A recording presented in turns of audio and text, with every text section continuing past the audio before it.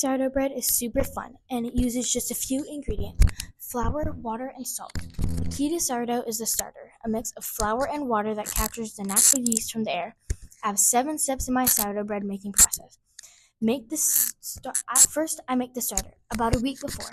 Ingredients are just flour and water. Mix equal parts of flour and water in a jar, let's say about half a cup each. Stir it well and cover loosely.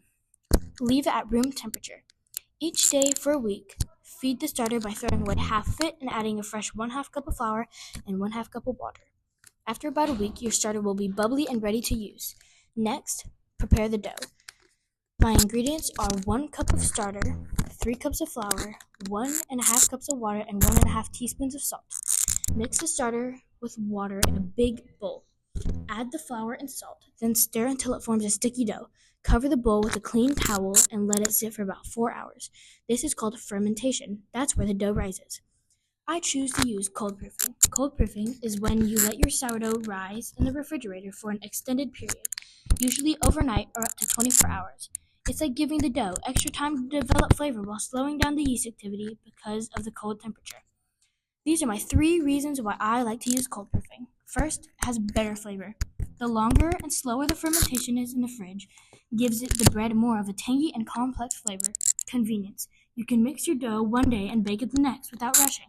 Third, better texture. Cold proofing can help the dough form a chewy crust and a light, airy inside.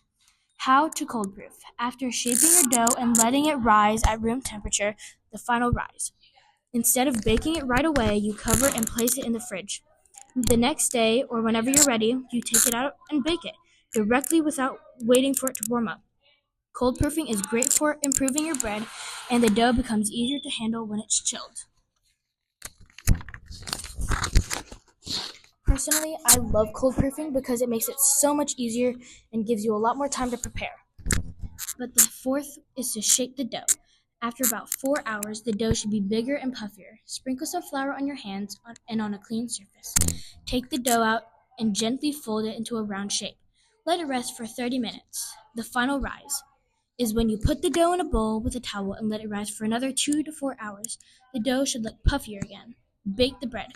Preheat your oven to 450 degrees Fahrenheit or 230 degrees Celsius. If you have a Dutch oven, a heavy pot with a lid, heat that too. Carefully put the bread in the dough with a pot or on a baking sheet if you don't have a pot. Cover it and bake it for 20 minutes. Then you take off the lid and bake for another 20 to 25 minutes until the bread is golden brown. Finally, you just cool and enjoy. Let the bread cool for a little bit, then slice and enjoy your delicious sourdough bread. It takes some time, but the flavor is absolutely stunning. I would recommend sourdough.